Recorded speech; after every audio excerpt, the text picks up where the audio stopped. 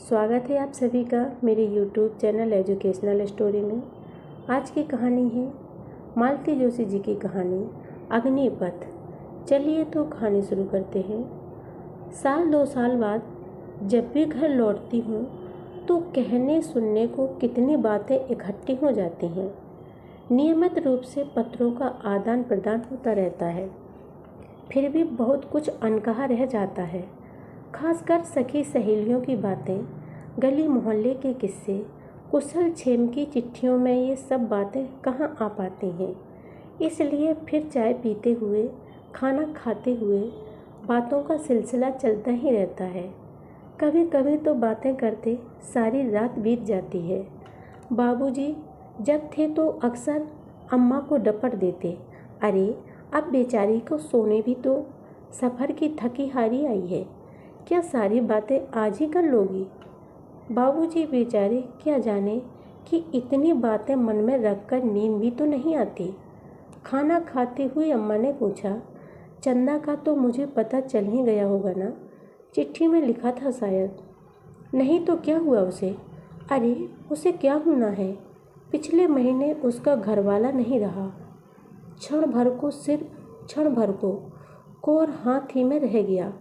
दूसरे ही पल छुटकारे की सांस लेते हुए मैंने कहा, चलो अच्छा हुआ, एक पाप कटा।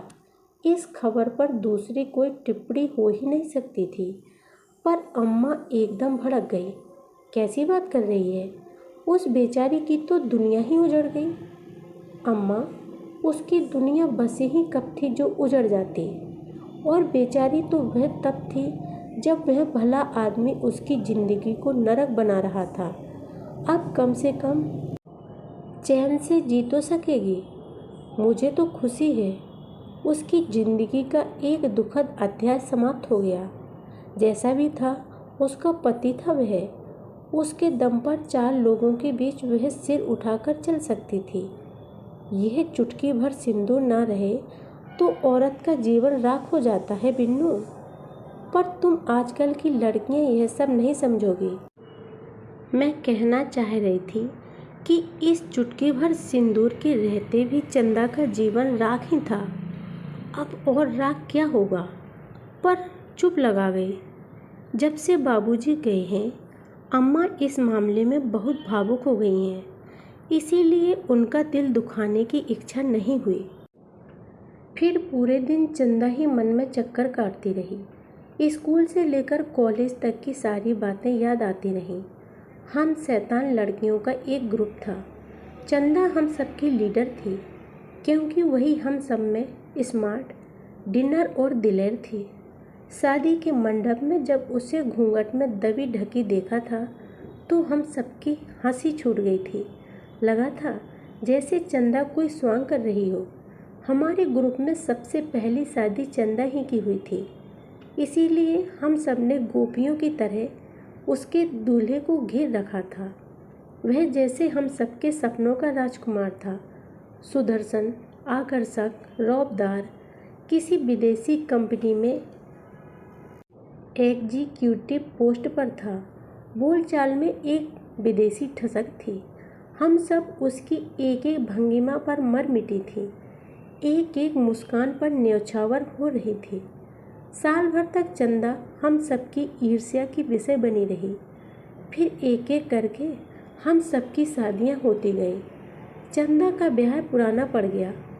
फिर एक दिन उड़ते उड़ते खबर सुनी कि वह विदेशी कंपनी डूब गई है, चंदा का पति बेकार हो गया है। उस समय हम सब अपनी अपनी गृहस्थी में इतनी रच बस गई थीं कि खबर सुनकर एक उसास भर ली, बस।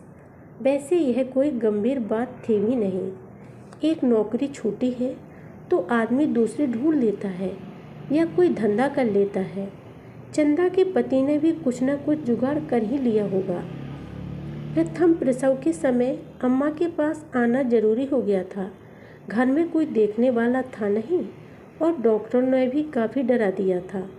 आने के बाद मालूम हुआ कि चंदा भी इन दिनों आई हुई है। जानकर बेहद खुशी हुई। उससे मिले 2-3 साल हो चले थे। मेरी जाने लायक स्थिति नहीं थी, पर अम्मा का आदेश मिलते ही वह आ पहुंची।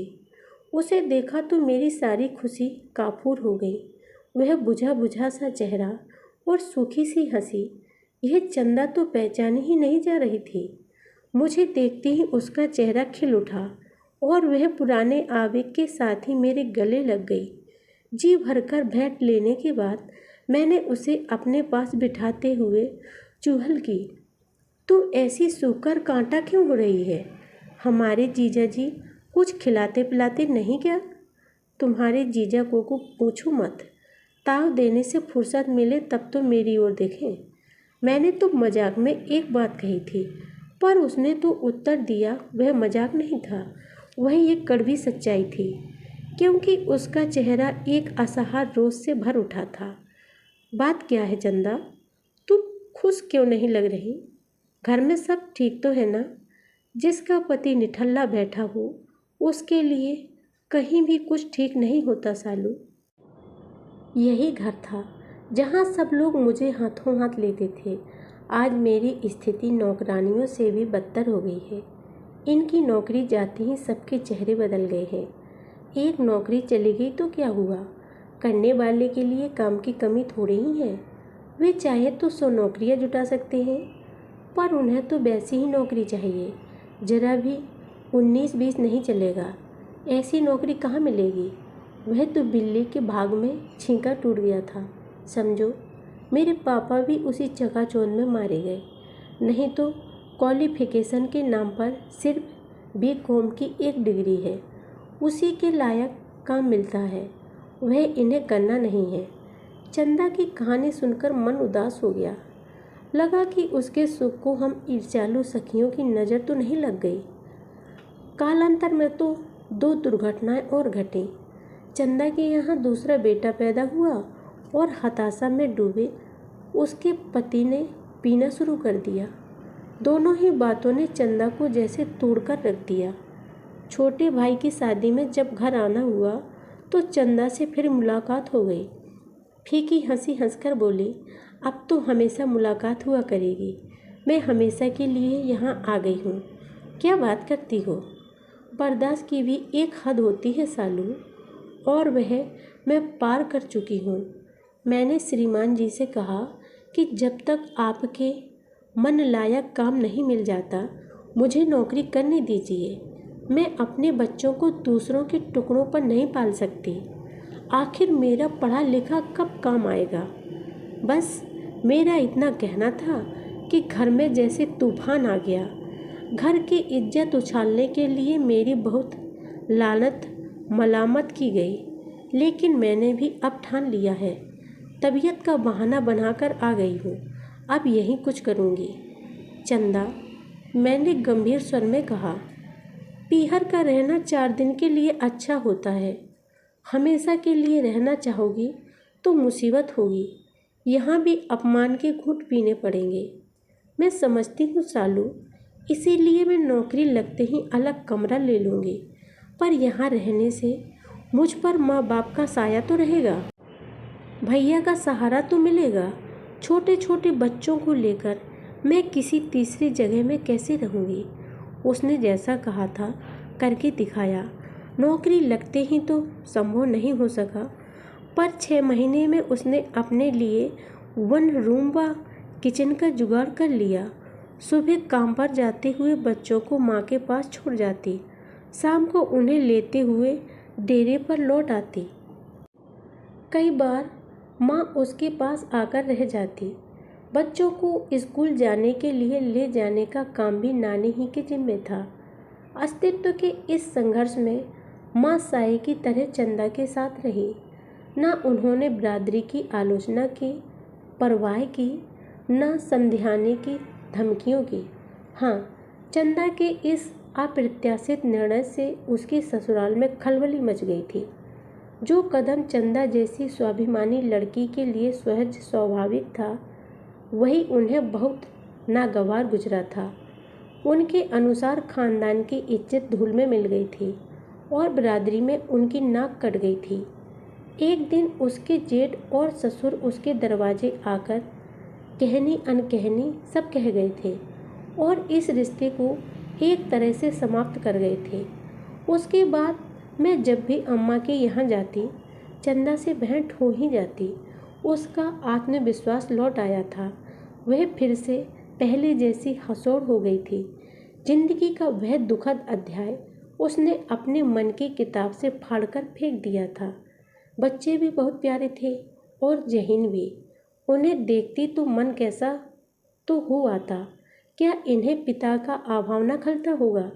इन अनिवार्य सुख से बेचारे वंचित क्यों रह गए? पिछली बार मैं भतीजे के मुंडन पर आई थी तो अम्मा ने बताया कि चंदा का घरवाला आजकल यहीं आया हुआ है। अरे, ये सूखी नदी में बाढ़ कैसे आ गई?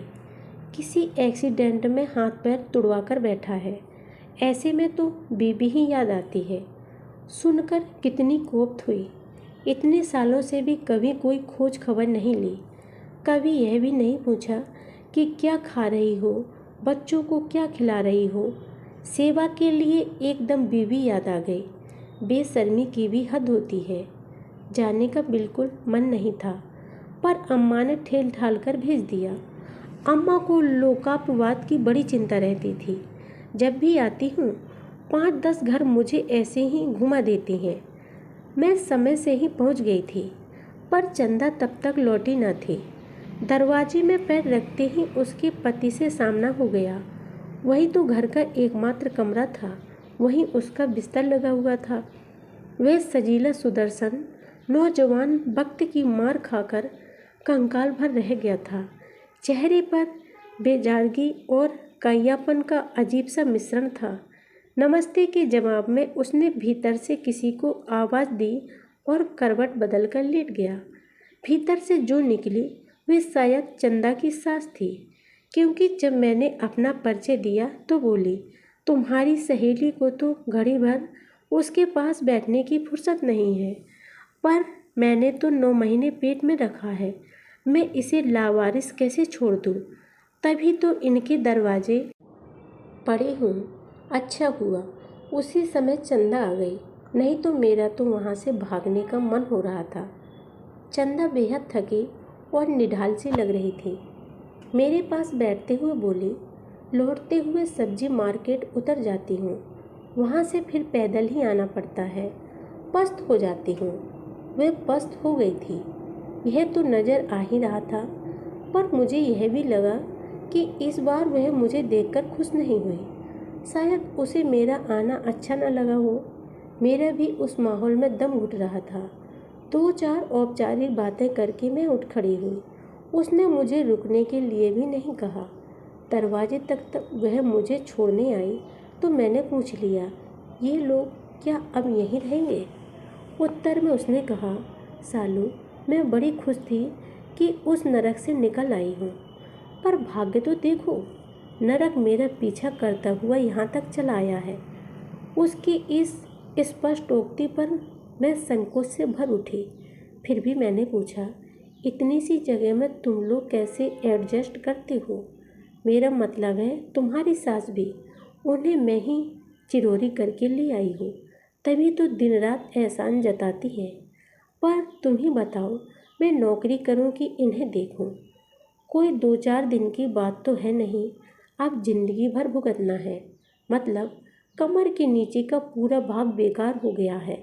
अब वे कभी अपने पैरों पर खड़े नहीं हो सकेंगे। सुनकर सन्न रह गई मैं। भगवान जैसे इस खुददार लड़की की परीक्षा लेने पर ही उतारू था। मैंने पूछा, एक्सीडेंट हुआ कैसे? नशे में धुत होकर गाड़ी चला रहे थे, भिड़ गए। पहले तो वही इलाज होता रहा, पर जब पता चला कि ज़िंदगी भर के लिए अपाहिज हो गए हैं तो भाई लोग आकर यहाँ डाल गए। तब से कोई झांकने भी नहीं आया, ना किसी ने 5 पैसे ही भेजे हैं। मैं बच्चों के मुँह का कौर छीनकर माँ बेटे को पाल रही हूँ। दवाइयों का खर्च है सो अलग।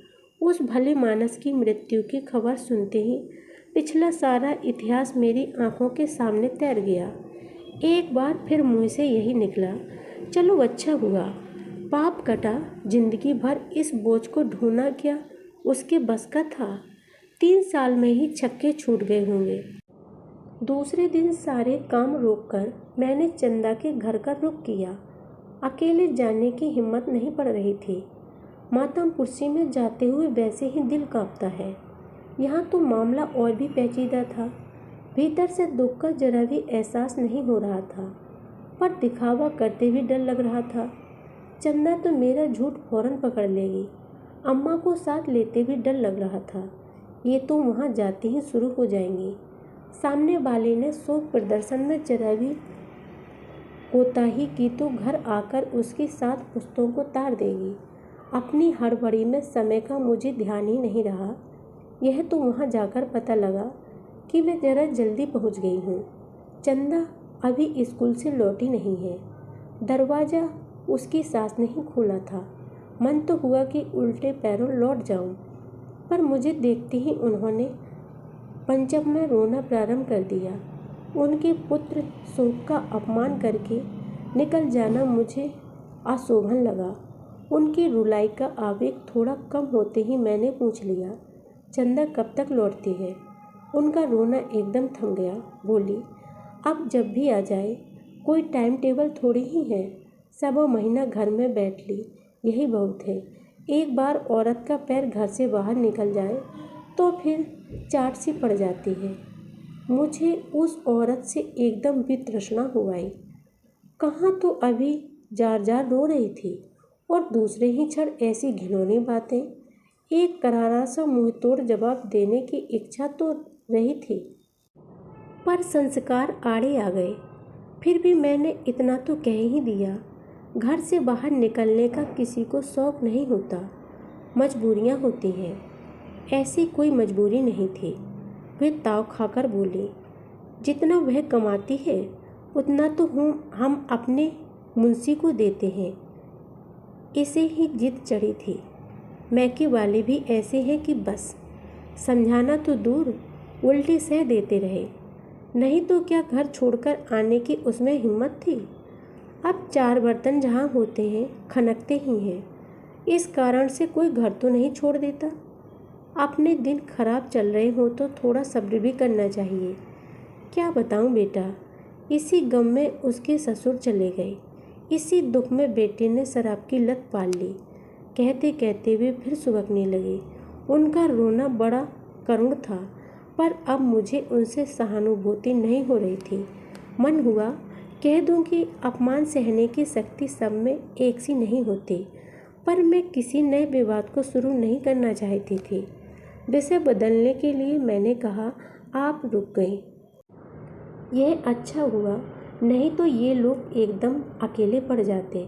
अरे सब कहने की बातें हैं। यहाँ किसी को मेरी ज़रूरत नहीं है और मुझे ही यहाँ कौन सा अच्छा लग रहा है। जिसके लिए आई थी वह तो चला गया, अब मेरे लिए यहाँ क्या रखा है? पर जो चला गया उसके नाम से साल भर मंदिर में दिया जलाना है। यहाँ तो किसी को फुर्सत नहीं है। बच्चे भी ऐसे निर्मोही हैं कि बस बाप जब जिंदा था तब भी उसके पास नहीं फटकते थे। मरे हुए को क्या याद करेंगे और क्यों करेंगे? मैंने सोचा, बाप ने उनके लिए क्या किया है?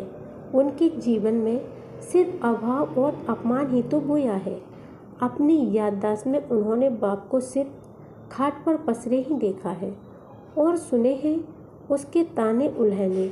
उसकी तुलना में अस्तित्व के लिए जूझती माँ उन्हें ज़्यादा अपनी लगी हो तो आश्चर्य क्या है। बच्चे फैसला करने में बड़े माहिर होते हैं, उनके निर्णय कभी गलत नहीं होते। पर ये सारी बातें उस जटिल औरत की समझ से परे थीं। वे केवल अपने ही दुख को बड़ा करके देख रही थी, सबकी सहानुभूति बटोरना चाह रही थी। मुझे तो उनकी बातें सुन सुनकर उबकाई आने लगी थी। चंदा अगर जरा भी देरी से आती तो मैं वहाँ से खिसक ही लेती। चंदा आई, मुझे देखकर उसके चेहरे पर कई रंग आए और गए। फिर वह कुछ बोली नहीं, चुपचाप मेरे पास आकर बैठ गई। मैंने उसका हाथ अपनी हथेलियों में ले लिया और देर तक हम दोनों निशब्द बैठी रही। वह संवेदना भरा स्पर्श ही एक दूसरे को समझने के लिए काफ़ी था। शब्दों की ज़रूरत नहीं थी। बच्चे नज़र नहीं आए। बड़ी देर बाद मैंने पूछा, ट्यूशन पढ़ने गए हैं? घर में तो पढ़ाई हो नहीं पाती। ट्यूशन भी अपने बस की कहाँ थी। वह तो भैया के एक दोस्त हैं, उनकी क्लासें चलती हैं, उसी में दोनों को बिठा लेते हैं। फिर हम दोनों शिक्षा के घटते स्तर और बढ़ते बोझ पर चर्चा करने लगे। उसकी सास ठोड़ी पर हाथ दिए कुछ देर तक हमारी बातें सुनती रही, पर जब उनके मतलब की कोई बात न हुई तो उठकर भीतर चली गई। उनके भीतर जाते ही मैंने कहा, ये देवी जी गई नहीं? कोई लेवा ले जाए तब ना जाएंगे। अभी सब लोग आए थे, पर किसी ने चलने के लिए नहीं कहा। इस मुसीबत को कौन गले लगाएगा? 3 साल में उन लोगों को आज़ादी की आदत पड़ गई है। पहले ये बहुत सुनाती थी कि ममता की मारी इस नरक में पड़ी हूँ, नहीं तो थूकने भी नहीं आती, पर अब चुप है। मतलब इनसे मुक्ति नहीं है। बनी रहे, मुझे तो आदत हो गई है। उन पर दया भी आती है। इस उम्र में उन्हें यह दुख भोगना पड़ा है। यहाँ रहेंगी तो मेरे बच्चों के सर पर भी साया रहेगा, उस घर से थोड़ा जुड़ाव बना रहेगा। चंदा कुछ रुककर बोली, लेकिन ढंग से रहती भी तो नहीं। दिन रात बच्चों के मन में जहर बोती रहती है। मेरा पहनना ओढ़ना उन्हें पहले भी नागवार गुजरता था। मैं रोटी की तलाश में बाहर भटकती थी और भी अपने बेटे के कान भरती थी। उसे रात दिन कोसती थी। चाय पियोगी? प्रस्ताव इतना आकस्मिक था कि मैं कुछ उत्तर ही न दे पाई। उसने मेरे उत्तर की प्रतीक्षा नहीं की और उठकर चाय बनाने चल दी। मैं भी साथ ही चल पड़ी थी, पर दरवाजे में ही ठिठक गई, क्योंकि उसकी सास कह रही थी, तेरी सहेली यहाँ चाय पीने आई है या स्यापा करने? मैं संकोच से भर उठी। मन हुआ उल्टे पैरों लौट जाऊं, पर फिर मुझ में और चंदा की सास में फर्क क्या रह जाता। किंग कर्तव्य विमूढ़ सी वहीं चौखट के परे खड़ी रह गई। चंदा ने इम्तिनान से गैस जलाकर चाय का पानी चढ़ाया और सास से बोली, चाय मैं अपने लिए बना रही हूँ, दिन भर मगजमारी करके आई हूँ, 1 कप चाय का मेरा हक बनता है। सालू बैठी थी, इसलिए उससे पूछ लिया, आप पीना चाहें तो आपके लिए भी बन जाएगी। उत्तर में उन्होंने एकदम सुबकना प्रारंभ कर दिया, अरे करम जली, कभी तो उस अभागे के लिए 2 आंसू ढलका लिया कर, बेचारी की आत्मा कलपती होगी। आत्मा मेरी भी बहुत कलपती है अम्मा, और आंसू मैंने पहले ही बहुत बहा लिए हैं। अब मेरा मन और आंखें दोनों रीत गए हैं। अब मुझे कुछ नहीं व्यापता। लो ये अपनी चाय पकड़ो। एकदम फट पड़ी। ऐसे लक्षण हैं, तभी तो भरी जवानी में सुहाग उजड़ गया। भगवान सब देखते हैं। चाय के कप लेकर चंदा बैठक में आ गई थी। सास की बात सुनकर उसने पीछे पलटकर कहा, कुछ तो तुम्हारे कर्मों का भी दोष होगा अम्मा, नहीं तो बुढ़ापे में तुम्हें ये दुख क्यों झेलना पड़ता। रही मेरे सुहाग उजड़ने की बात, तो मैं सुहागवती थी ही कब। मेरा गठजोड़ तो दुर्भाग्य से साथ हुआ था, वह तो अब भी मेरे साथ है। फिर मातम किसका मनाऊं? उसकी इस बात का बुढ़िया से कोई जवाब देते न बना, और देती भी क्या। वह महज एक बात नहीं थी, चंदा के दाम्पत्य का पूरा इतिहास था।